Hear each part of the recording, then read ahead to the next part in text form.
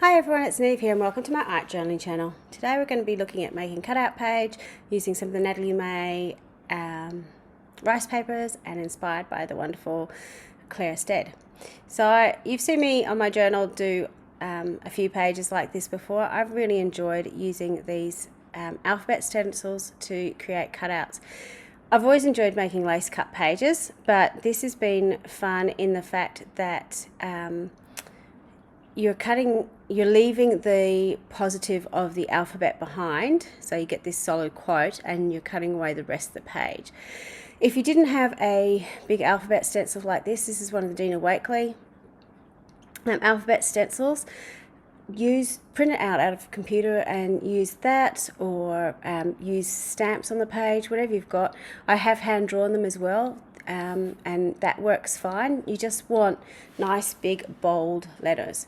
Now I was playing around with this one. Usually when I've done this, I've actually done the writing on the left hand side of the page, but I actually wanted the writing to be on the right hand side of the page to see if it worked as part of the frame. So you'll notice I cut a frame around the rest of the page, and now I'm just going in and cutting around those letters. If you haven't done any cutting in your books before, actually using block letters like this is a really good way to start, in the fact that most of the lines that you're cutting are straight. So the tricky thing usually with doing lace cutting is when you're doing sort of really fine intricate turns and so on. If you can have most of your lines fairly straight, makes it pretty easy. The other big thing is, obviously you can see I've got the red cutting mat in there. That's just a El Cheapo cutting board from, I think, IKEA. I cut it in half.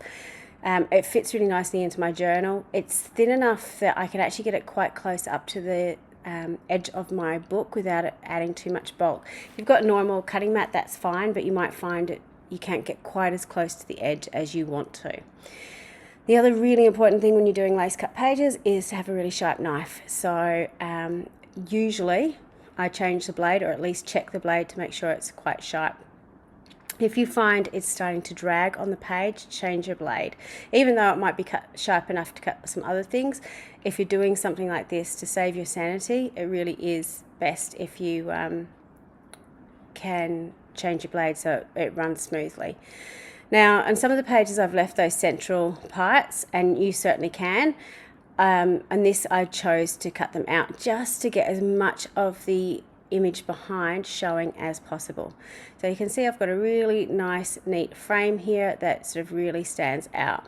To help the letters stand out from the background, I am just going around with a white pen to highlight them.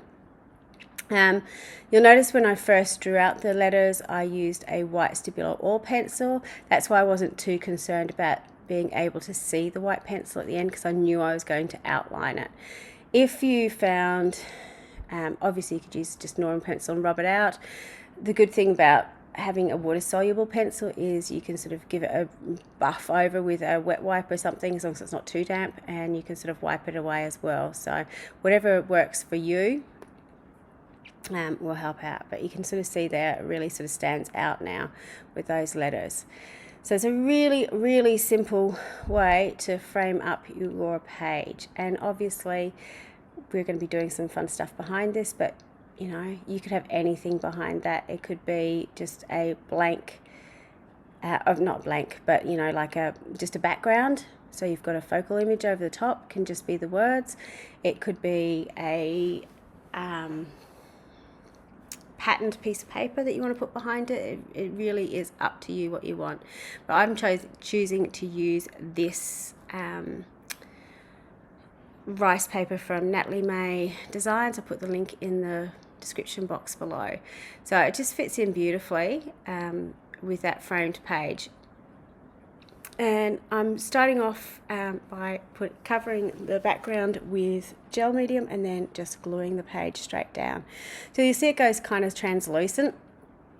It will, when it dries, it will come back, which is good. So particularly because I'm doing this on a black page, if I'd done it on a sort of whitish page, you could still see the image. It's not going to disappear, but you'll see a little bit of that white. But certainly on the black, you can see how opaque that image is coming up again. So you don't really lose out on anything.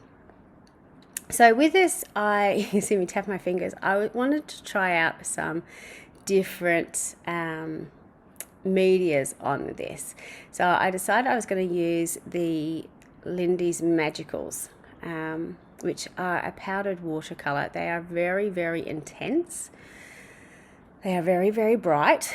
You only need a little bit. So you can see there I've just sprinkled out a little bit using my fan brush, and then I've just added some water, and you can sort of see how much color and how far they go. So it's a little bit scary when you're doing it. I'm also using my finger to blend it in together, because I really have no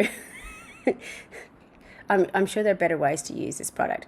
This is how I've tended to use them. Just sort of sprinkle them on and see what happens and blend them together. These ones in particular are quite metallic as well. They've got a bit of a shine to them, which I really like. The reason I've used these products on this page in particular is because the rice paper is so absorbent and has got lots of tooth. These sort of grab onto it really, really easily, which helps.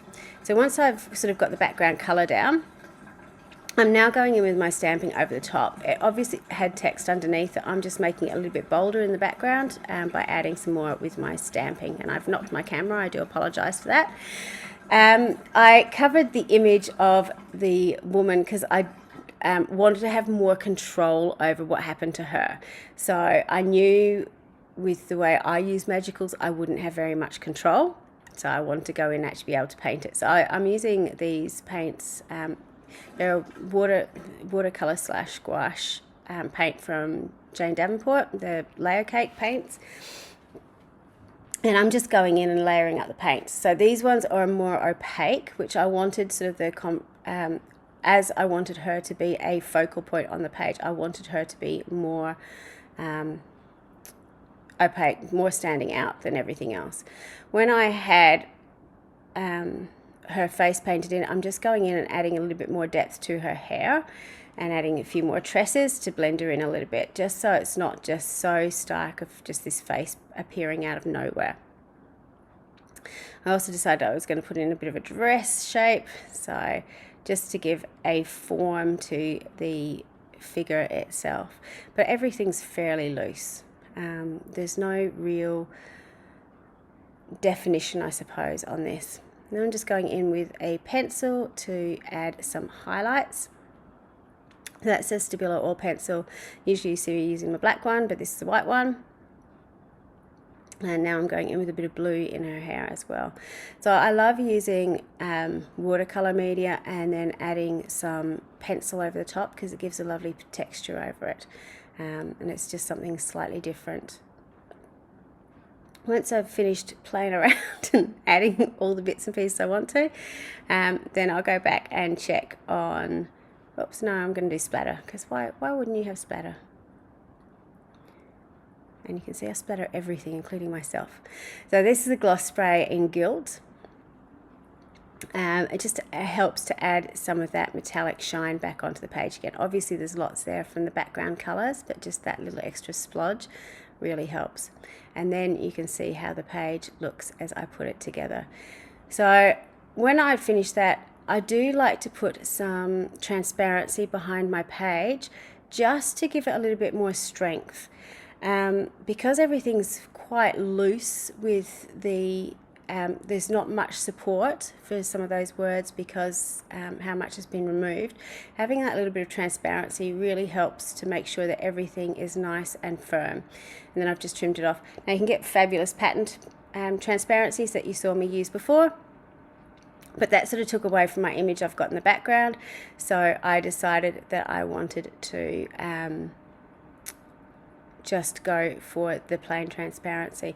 You can obviously see the glue there because it's fresh, but when it dries, it does dry down clear. So it doesn't stay, you can sort of see that starting to happen already. It doesn't stay that white line. I then added some scribbly text writing about why I decided to write "Girl, You Are Enough." So a bit of private thoughts written down on the page. But this is a really fun page to do. It was quite easy. It's a great way to do sort of an overlay. If you're a bit concerned about cutting into your journal, you could cut onto a piece of cardboard and place it over the top of something and then just hinge it with a piece of washi. That might give you a little bit more control than ruining your journal, which you won't do, but I can understand people get a bit nervous about cutting into their journals. So I hope you have a go. Thank you so much for watching. Until next time, bye for now.